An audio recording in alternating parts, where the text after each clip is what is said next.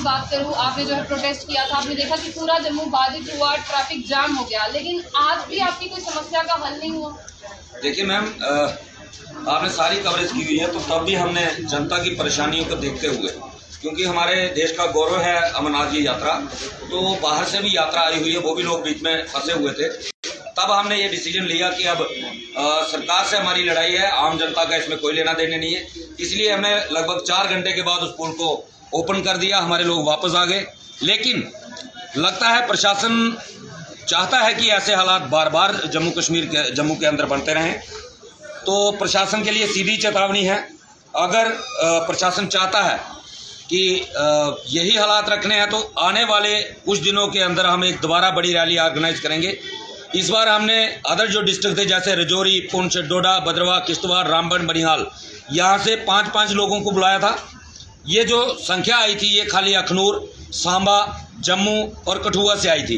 तो अगर प्रशासन चाहता है कि जम्मू के हालात बिगाड़ना है, तो अगली बार हम सभी डिस्ट्रिक्टों से लोगों को जम्मू बुलाएंगे। इससे भी बड़ा उग्र प्रदर्शन होगा, वो चाहे सेक्रेटरीट का गिराव हो, या फिर दोबारा पुल बंद करना हो, या ट्रेन रोकनी हो, कुछ भी करना पड़े, रेगुलाइजेशन के बिना वापस नहीं। है कि अमरनाथ यात्रा चल रही है, आपको पता है कि 43 डेज की अमरनाथ यात्रा है, कि इससे जम्मू का मैसेज जो है वो गलत चल रहा है। मैम, हम मैसेज देने के लिए नहीं लड़ रहे हैं, हम अपने बच्चों की रोटी के लिए, उनकी एजुकेशन के लिए लड़ रहे हैं। और ये लड़ाई आज की नहीं है, ये 26 साल 28 साल पुरानी लड़ाई है, और इसमें 28 यात्राएं लगभग हो चुकी हैं। हमने हर बार, चाहे वो रमजान था, रमजान छोड़ दिए, नवरात्रे आए, नवरात्रे छोड़ दिए, कभी दिवाली आ गई, कभी यात्रा आ गई, ये लगातार सिलसिला चलता रहा। अब ये स्ट्राइक हमारी 22 जून को शुरू हुई थी, यात्रा 29 जून को शुरू हुई है। तो प्रशासन की नालायकी की वजह से, प्रशासन के अड़ियल रुख की वजह से ये स्ट्राइक यहाँ तक पहुंची है। हमारा कोई मंशा नहीं थी कि हम यात्रा को डिस्टर्ब करें। एक अहम सवाल रहेगा, आपने देखा कि पीडीडी एम्प्लॉयज जो हैं वो 2 बार पक्के हो चुके हैं, चाहे थोड़ी थोड़ी रेशो में ही हो, लेकिन पीएचई की बात करते हैं, वहाँ से कोई नहीं। मैम, यही सौतेला व्यवहार के बारे में हम एलजी साहब से पूछना चाहते हैं कि दोनों एसेंशियल सर्विस डिपार्टमेंट है, चाहे पीडीडी है चाहे पीएचई है। पीडीडी के अंदर जो लोग 2007 में एंगेज हुए थे, वो भी परमानेंट हो गए, लेकिन पीएचई के अंदर 94 वाला भी अभी पेंडिंग है। तो हमारे साथ भेदभाव क्यों किया जा रहा है पीएचई डिपार्टमेंट के साथ? यही चीजें हम पूछना चाहते हैं सरकार से। जैसे उनके लिए अनाउंसमेंट की गई, तो हमारे लिए क्यों नहीं की गई?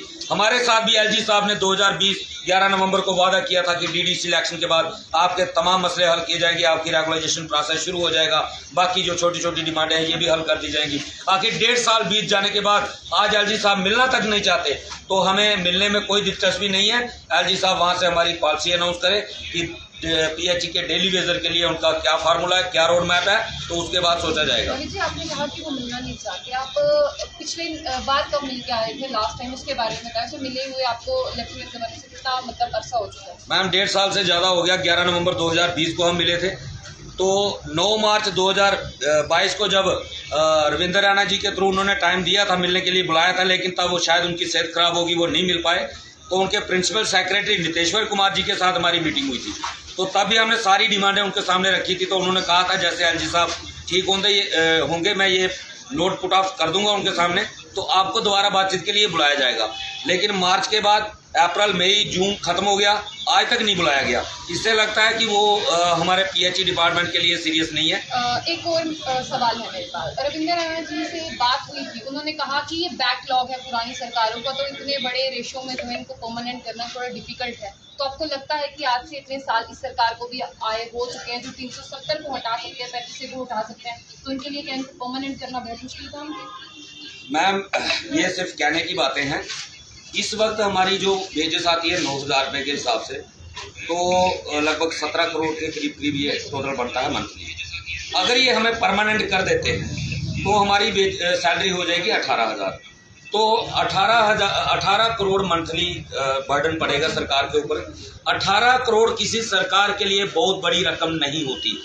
ये सिर्फ एक मिसकम्युनिकेशन किया जाता है, मिसकंसेप्शन, गुमराह करने की कोशिश की जाती है लोगों को कि पता नहीं ये इन लोगों को परमानेंट करेंगे तो कितना बड़ा पहाड़ टूट पड़ेगा। ऐसा कुछ नहीं है।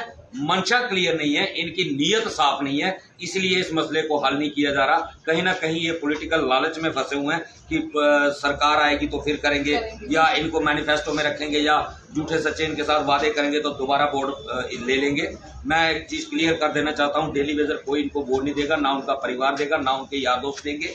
जब तक हमारी रेगुलाइजेशन नहीं होगी तो बीजेपी के लिए इलेक्शन जीतना तो दूर की बात है, लड़ना मुश्किल हो जाएगा। आपने 48 घंटे अपनी स्ट्राइक को बढ़ाया है, अगर कोई पॉजिटिव रिस्पांस नहीं आता है तो क्या आप इस स्ट्राइक को फॉलो करेंगे या बढ़ाएंगे? मैम, ये जब तक रेगुलाइजेशन के ऊपर सरकार की तरफ से और दो लोगों की तरफ से, चीफ सेक्रेटरी अरुण मेहता जी और हमारे एलजी मनोज सिन्हा जी, इन दो लोगों की तरफ से जब तक इसके बारे में कोई रोड मैप क्लियर नहीं बताया जाता, ये स्ट्राइक बढ़ती रहेगी। हाँ, ये स्ट्राइक बढ़ेगी नहीं बल्कि इससे भी ज़्यादा तेज होगी।